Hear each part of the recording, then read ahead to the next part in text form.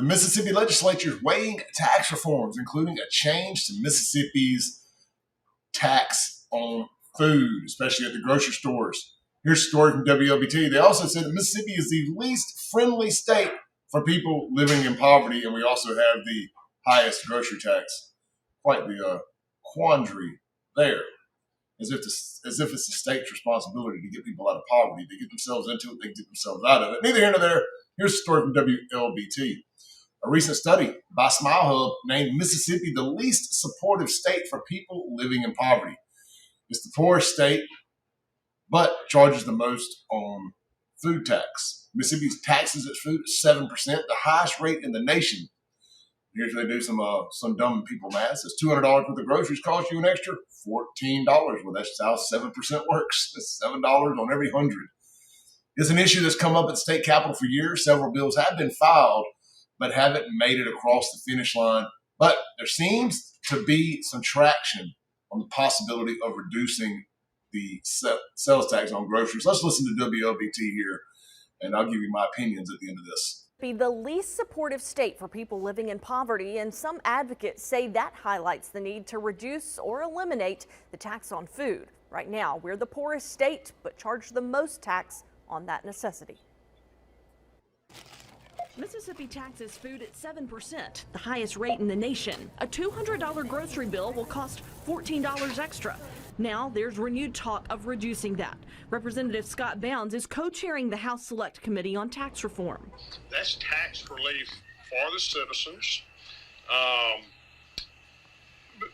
but we got to be sure that we're not cutting off our nose, spite our face. He says it will require a look at the tax structure because it's a financial balancing act. And obviously, it could, would impact state revenues depending on what mechanism or what structure we use if we did a grocery tax reduction. That's a point Speaker Jason White raised when we discussed the issue with him shortly after the end of this year's legislative session. We're going to look at the way we divert to cities, because the grocery tax is the #1 sales tax generator for most medium and small towns. And so you start eliminating the grocery tax, that is a large portion of the sales tax that happens inside the city limits of lots of our smaller towns and cities.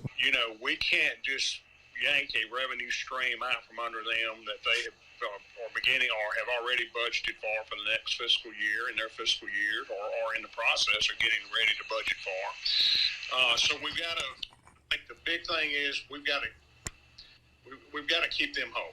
Tax reform discussions in the House are also set to include elimination of the income tax, but that's a step their Senate counterparts have seemed less inclined to back in previous sessions. The Tax Reform Select Committee has had an initial meeting, but asked that members go back and think about ways to reform the tax structure. What do you guys think? They want to eliminate the income tax. I'm all for that. I have no problem with them lowering the sales tax. You can't keep jabbing us both ways. You can't keep overcharging us for tax on the groceries and then also ripping off our paychecks, and then we have to go pay taxes with that money too. It just gets to a point where we've got to stop. It's gotten absolutely out of hand, and it shouldn't cost as much to buy groceries as it does. 3 months out of the year in Tennessee, right across our northern border there, they have a sales tax summer. Especially, you don't pay sales tax on groceries throughout the entire summer while kids are out of school to help parents with those costs. I was hanging out with some friends today who have 2, 3, and 4 kids that are still in school. Mine are out.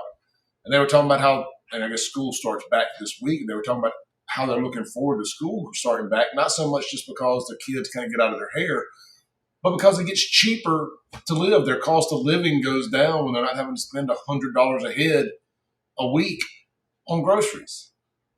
So my one friend, my female friend, told me she spends $500 a week on groceries at her house. That's wild to me, but I get it. I mean, I live by myself, and it's easy for me to spend $100 a week, and that's just eating one meal a night. That's not even if I eat lunch or any of that other stuff. So it's crazy. Of course, the income tax is just theft. It should be abolished, and they should have to figure out other ways, creative ways to raise money. You got a lottery. You can do sports gaming. There's a plethora. I love using that word every now and then. Plethora of options to replace the income tax. I have no problem necessarily with a use tax. You know what? If you need to keep the grocery tax, hell, you need to raise the grocery tax. You eliminate the income tax, and most of your middle class and above people can make decisions on their own about how much money they want to spend. The poverty crowd that y'all are so concerned about is getting a lot of money for free. So I'm not really worried about them. I tell you all the time. I don't mean to sound mean, but I just don't give a damn. I don't care about poor people. They can get unpoor.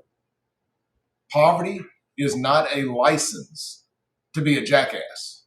It's not a license to run around here being a whore, to be a criminal, to be any of that stuff. You can be poor and have a moral compass as well. You can be poor and decide you don't want to be poor no more and get a job. Start making content, do a million different things. I wasn't happy with where my life was 5 years ago. It was miserable. Decided to make some changes, some for the better, some for the worse. But overall, more than not, it's benefited me, and I'm making more money now doing something I enjoy doing. Sometimes you got to juggle both. You got to find a passion. You got to find a way to monetize that passion. It's out there. You can do it. You obviously ain't working. You got a smartphone. I see all you broke bastards posting on social media all the time. You post every dollar you ever made on social media. Everything you've ever bought, you post it on social media. So I don't understand why you can't go get a damn job and start working your way out of poverty and stop generational poverty here in Mississippi by doing your part to break the chain. What do you guys think? Let me know in the comments. Be sure to listen to the Clay Edwards Show every Monday through Friday, 7 a.m. to 9 a.m. Also, don't forget, guys, are you suffering from low testosterone? You may be it and not even realize it. Do you have any of these symptoms right here?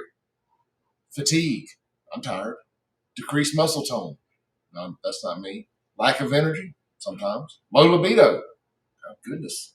They know everything about me. Brain fog. Sleep disturbances.